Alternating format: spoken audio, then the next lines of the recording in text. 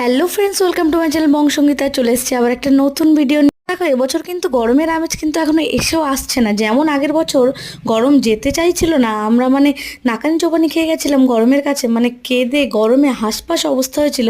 এবছর কিন্তু তেমনি গরমটা আসতে একটু দেরি করছে, কারণ এই যে মাস চৈত্র মাস চলে গেল, বৈশাখ চলে এলো, এতক্ষণে কিন্তু আগের বছর প্রচণ্ড দাপিয়ে গরম ছিল।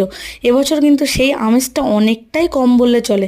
আর এটা চাইও খুব করে যে গরমটা একটু কম পড়ুক, কারণ যারা প্রতিদিন প্রতিদিন ট্রাভেল করতে হয়, যাদের নিত্য পথযাত্রী, যাদেরকে প্রচুর কাজ করতে হয়, এবং আমাদের গ্রাম বাংলায় কৃষকরা যাদের মাঠে প্রচণ্ড কাজ থাকে এই সময়, তাদের এই রোদ্দুরে পুড়ে প্রচুর কাজ করতে কষ্ট হয়।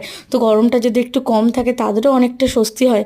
তবে এবছর যতদূর আবহাওয়া দেখছি মনে হচ্ছে গরম মানে পুরোপুরি পড়তে পড়তে বর্ষাটা ঢুকে যাবে।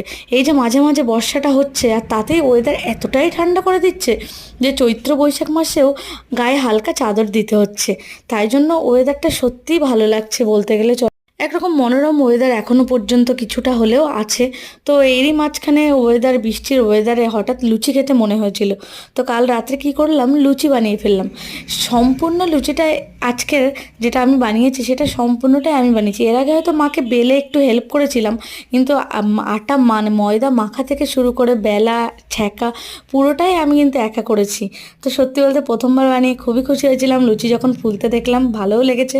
আর ঘরে ছিল এঁচোড়ের তরকারি, দারুণ করে খেয়ে নিলাম। ভিডিওটা ভালো লাগলে লাইক কমেন্ট করতে ভুলো না।